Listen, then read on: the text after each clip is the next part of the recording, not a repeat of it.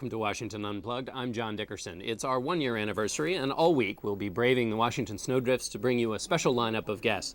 Today we're going to talk about the Tea Party movement, its influence, and where it's headed. Sarah Palin spoke to Tea Party activists this weekend, but they represented just one branch of the movement.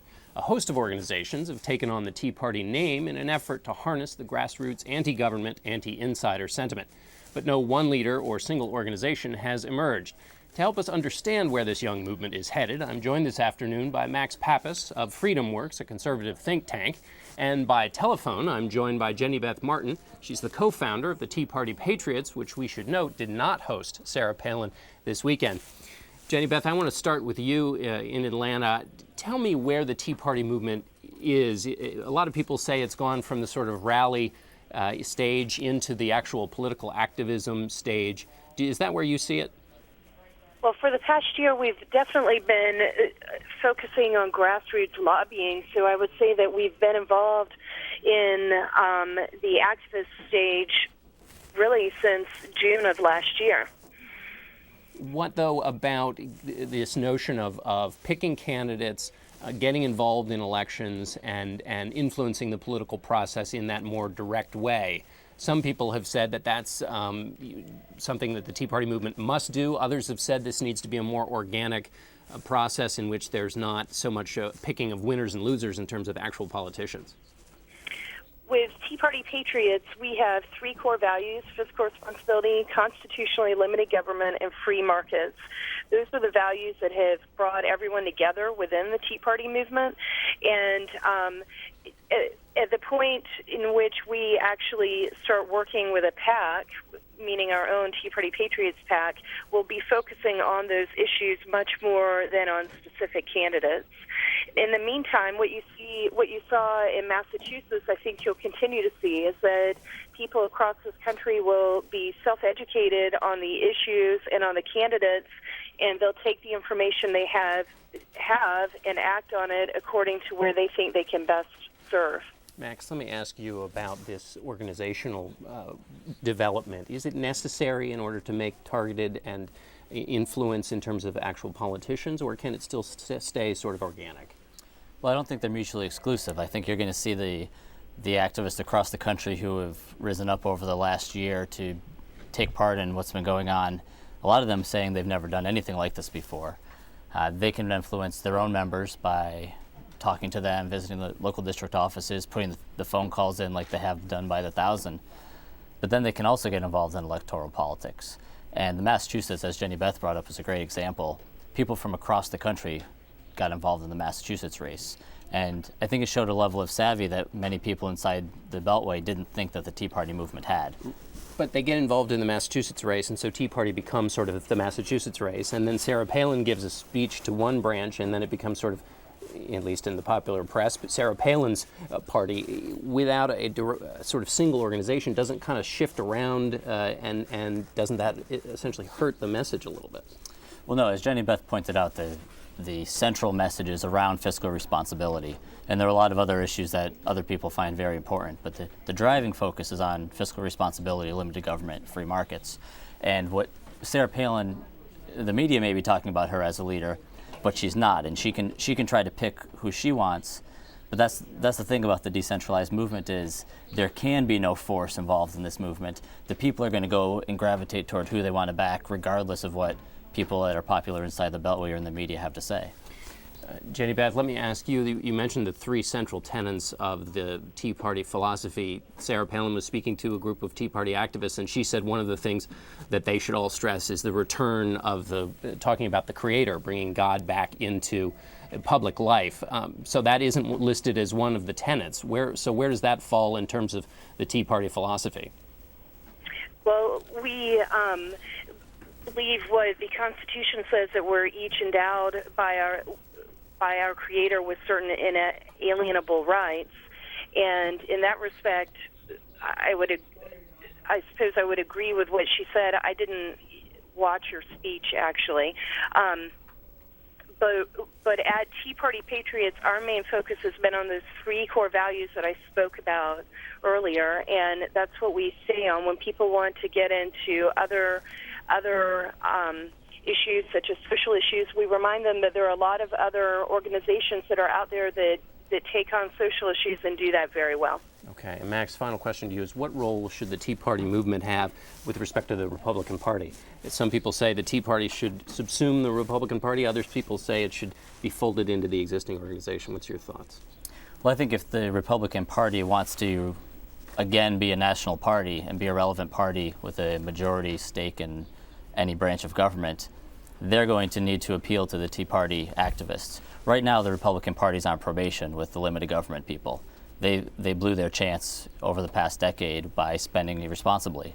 You go to these rallies with the Tea Party groups, you find a lot of Obama supporters and independents who thought they were going back to fiscal responsibility with President Obama. Now they realize they've gotten the opposite. They're wondering where to go. If the Republicans can convince the Tea Party folks that they are actually going to be fiscally responsible next time, I think that'll work out well for them. Okay, Max Pappas, FreedomWorks, thanks very much. Thank you. Jenny Beth Martin, thank you very much of the Tea Party Patriots.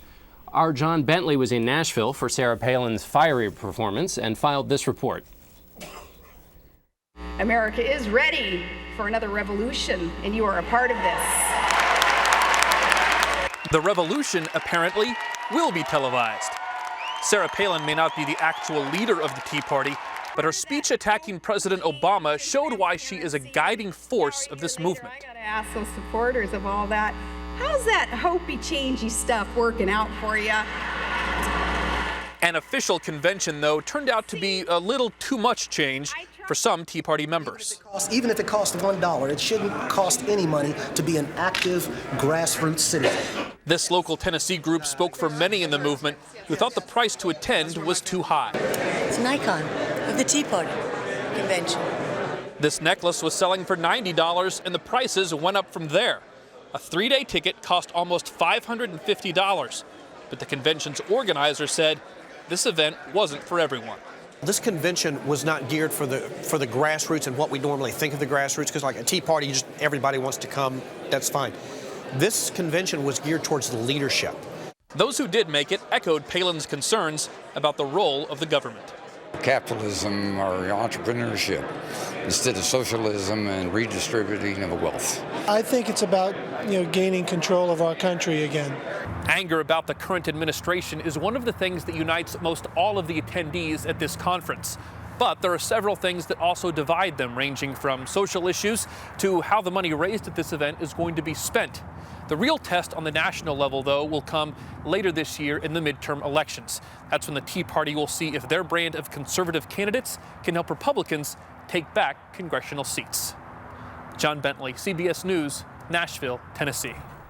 Now moving on to the White House, President Obama told Katie Couric that he plans to hold a health care reform summit with congressional leaders from both parties later this month. I'm joined by CBS News Chief White House correspondent Chip Reid and the Politico's Mike Allen to talk about this and the other political news. Chip Reid, first to you. I want to know what the White House expects out of this big confab they're going to have later this month. Well, I think they'd love to see the president doing what he did 10 days ago in Baltimore with House Republicans and making himself look incredibly well informed and eager to move forward in a bipartisan way and making Republicans look kind of shell-shocked, not able to respond. But this time it's going to be very different. That time he kind of caught them by surprise. The format worked to his advantage where they asked these kind of disembodied questions. If you were watching on the live feed, you didn't even see the questions. And basically the question was asked, and the football metaphor I like with this is that then the defense would leave the field and the president would run for a touchdown each time. This time the format's going to be very different and they're going to have time to plan for something. And if anybody thinks that this is going to mean the president and congressional Republican leaders are going to get together and have a kumbaya session and reach a compromise on health care reform, think again. This is mostly about politics and him trying to show that in his opinion they have no ideas and don't want to move forward on anything.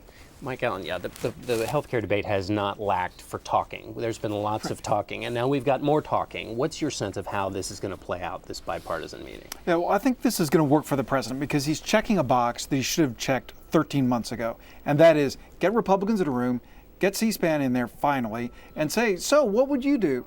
Now, there's no indication that's going to change where he's going.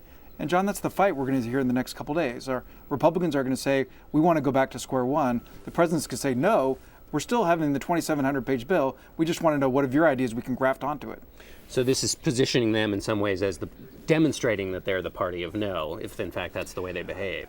Right, that's a good point. But then the other part of it that's maybe even more important for the president is to get rid of this sore that's there of people thinking that this is being done sneakily and in secret. People don't like the health care bill, but they even more don't like how it's going to be done. So it almost doesn't matter what the Republicans say or what he says. The fact that he's doing it will really help him out going into the November elections.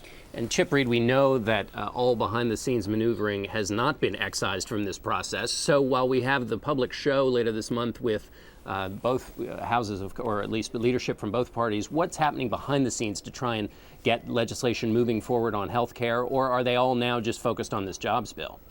Certainly they're focused on the jobs bill, but they are working behind the scenes too on health care reform. But I tell you, most of it is going on the way it's gone on all along, which is behind closed doors with the Democratic leaders up there trying to figure out how they can proceed and taking the temperature of the rank and file to see if they have the votes to move ahead, even with reconciliation, where you only need a majority of votes in the Senate. It's not clear that they're going to be able to get a big, massive package through, even with reconciliation. But if that's what it takes to get it through, it's clear that the president would like to move that way. Many Democratic leaders would. But it's not clear at all that the rank and file are ready to do that. Your thoughts, Michael? I think Chip is making a great point about that. The great secret is that Nancy Pelosi does not still have the votes that she did before. She keeps telling the Senate, go first, we're not going to walk the plank. And indeed, she's a little tired of that. But separately, several of the people who voted for it before have walked away. And she had a few in reserve,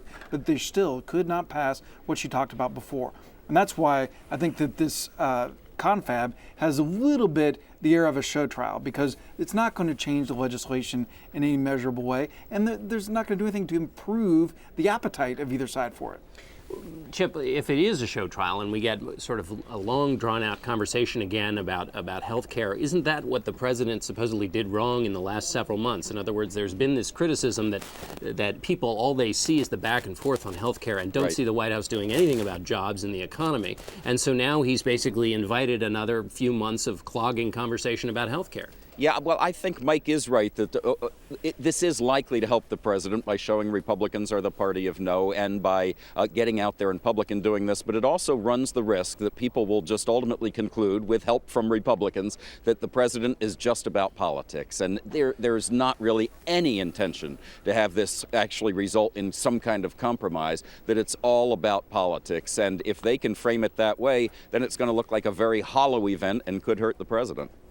Well, that's a great point. And the other thing is the president needs to deliver. He and Democrats ran on getting Washington working again. And yet here again, we're in a situation where nothing big can get passed. And so that's why you have the president yesterday saying to Katie Couric, when she asked him if she wished that he'd waited on this, he said, no, jobs was always my first issue. It was my first issue last year. Well, you didn't mention that then. Right. Mike Allen, Politico, thanks very much. Chip Reed from the White House, thank you. You bet. And thank all of you for watching Washington Unplugged. Join us every day this week for a special anniversary edition of CBSNews.com's first political webcast. I'm John Dickerson. Have a great day.